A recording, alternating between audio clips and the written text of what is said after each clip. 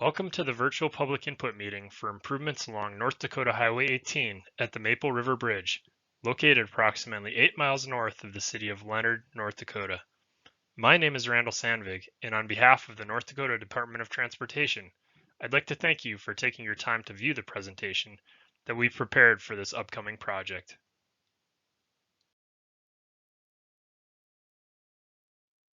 Throughout this presentation, we'll discuss the scope of proposed improvements for the project, including the location of the project, the current project schedule, the existing site conditions, the need for the project, the proposed improvements, and how the traveling public will be affected during construction activities. The goal of the presentation is to solicit public feedback and answer any questions that the public may have. It's extremely beneficial to the department to solicit public feedback. Contact information will be provided at the end of the presentation, should you choose to submit any comments or concerns.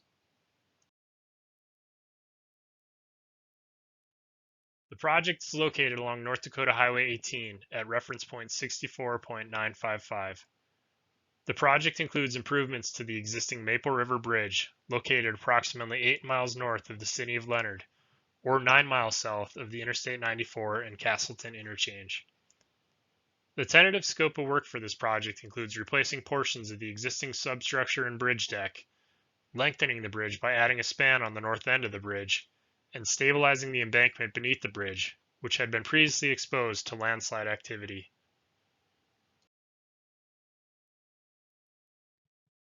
Moving on, we'll discuss the schedule that the project is currently on. Before construction can occur, several activities must first take place throughout the department's project development process. These activities are known as milestones. The first major milestone for any project is conducting a field review. The field review for the Maple River Bridge was conducted virtually in January of 2022.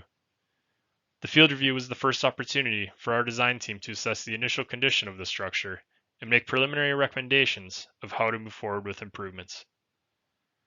The next major milestone for the project is to hold the public input meeting, which is where we're at now.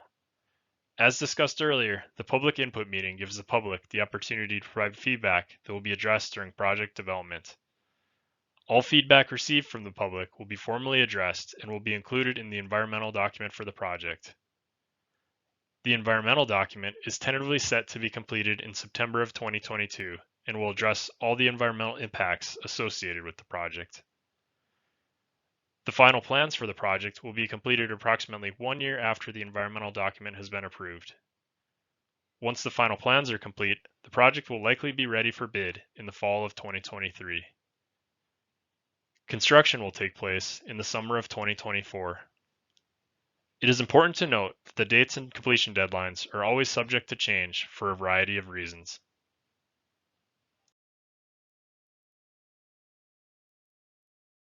The Highway 18 Maple River crossing has been prone to landslide activity over the years.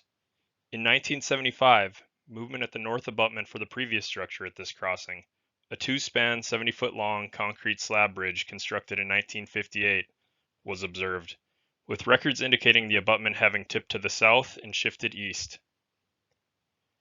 The structure was replaced in 1985 with the current bridge, a four-span concrete box beam girder bridge with an overall length of 270 feet and a clear roadway width of 36 feet. Approach slabs were installed at the ends of the bridge.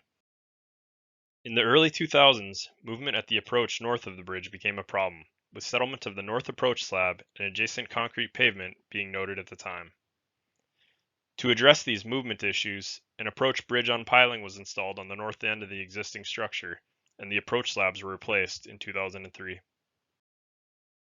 In 2016, bridge inspectors observed that the northmost pier and abutment on the bridge had tilted to the north due to landslide activity. A landslide repair project was developed and constructed in 2018.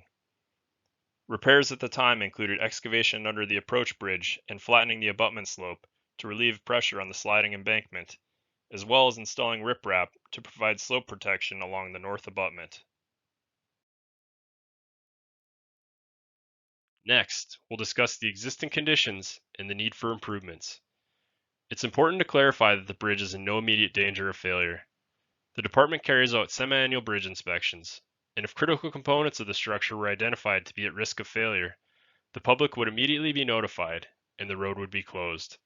With that said, it is necessary to discuss the current deficiencies of the bridge, which advance the need for improvements. The existing northmost pier and abutment on the bridge remain tilted to the north due to prior embankment movement.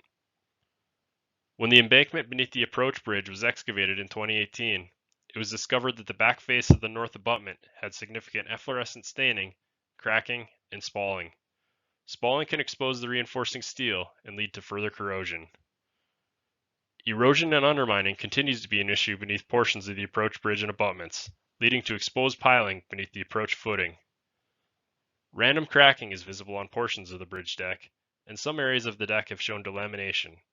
Delamination is hollow portions beneath the surface, where concrete has separated from the bridge deck. Over time, delamination can lead to spalling on the surface, causing exposure to the aggregate and reinforcing steel. The approach guardrail for the bridge does not meet current guidelines and requires updating to current standards.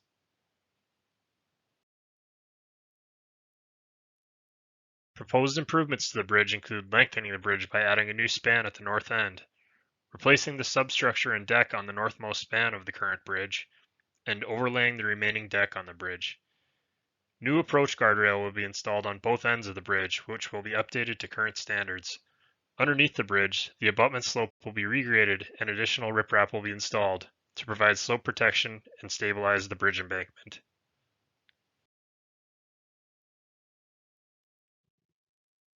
Now that we've discussed the proposed improvements being considered at the Maple River Bridge, we'll turn our attention to traffic control. The bridge currently serves approximately 1,065 vehicles per day, according to 2021 traffic studies. Due to the proposed structural repairs, maintaining traffic across the bridge during construction is not possible. Therefore, two traffic control options are being considered for maintaining Highway 18 traffic during construction. Options being considered are detouring traffic along existing county roads in the area, or constructing an on-site temporary bypass for maintaining traffic during construction. Each traffic control option has their own advantages and disadvantages, which we'll discuss in more detail on the following slides. Our first traffic control option involves detouring traffic along County Roads 6, 9, and 16 to bypass the construction site. Southbound Highway 18 through traffic will be detoured east on County Road 6, south on County Road 9, and west on County Road 16 before arriving back on North Dakota Highway 18. The length of this county road detour is approximately 13 miles. Northbound Highway 18 through traffic will likewise be detoured along the county road detour, traveling east on County Road 16, north on County Road 9, then west on County Road 6, before arriving back on Highway 18. There is an at-grade railroad crossing on County Road 9, which consists of crossbucks and yield signs, as shown in the photo. Local traffic will still be permitted to travel south of County Road 6 on Highway 18 until the work area just north of the bridge, and similarly, local traffic will be allowed to travel north of County Road 16 until the work area just south of the bridge during construction. However, passage across the Maple River on Highway 18 will not be possible during construction until repairs are completed on the bridge.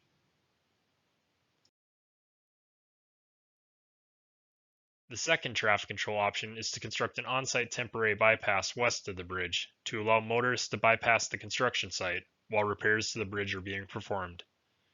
With an on-site bypass, Highway 18 will remain open during construction. A temporary road with gravel surfacing will be constructed west of the bridge to allow motorists to cross over the Maple River while the bridge is out of service and under construction. Due to the large flow at this crossing, it is likely a temporary box culvert will be required to convey the flows of the Maple River through the temporary bypass while the bridge closure is in effect. Each traffic control option presents their own advantages and disadvantages. An advantage for the detour option is that it utilizes existing infrastructure rather than constructing a temporary bypass, which only lasts the length of the project, and it could potentially come at a substantially lower cost than the on-site bypass option. For the detour option, the department will maintain the county road detour routes during construction, restoring the county roads to their original condition once the project is complete. Other advantages include minimal work in the stream, which reduces environmental impacts and the risk of additional landslide movement. The detour would also eliminate the need for a costly temporary box culvert to be used for a stream diversion.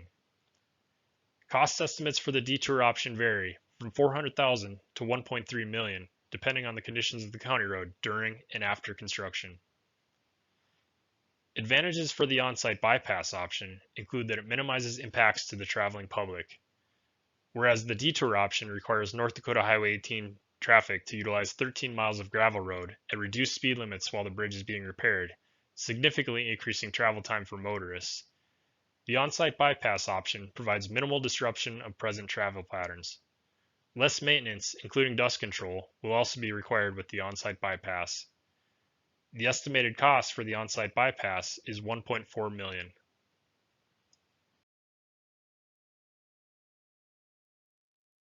This concludes the presentation. Again, on behalf of the department, I'd like to thank you for taking time out of your day to view our presentation. As discussed, all comments will be formally addressed as part of the environmental review process for the project.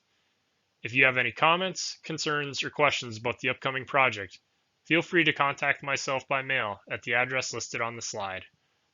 Or, if you would like to email your comments, email them to rsandvig@nd.gov with the text "Public Input Meeting" in the email subject heading. Thank you for your time and have a wonderful day.